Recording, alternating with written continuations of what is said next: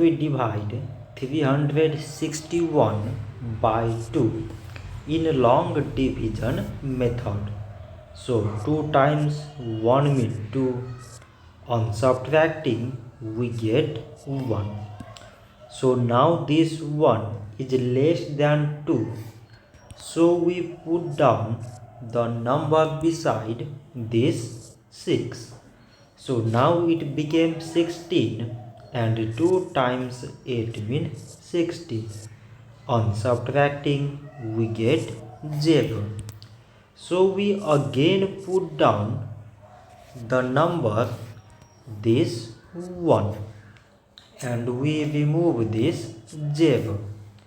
So 2 times 0 means 0. On subtracting we get 1. So again this 1 is less than 2 and there is no other number beside. So we put here decimal so that we take 0. Now it became 10 and 2 times 5 means 10. On subtracting we get 0.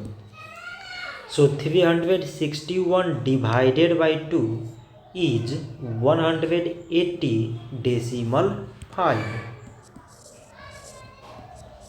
So this much for today and thanks for watching.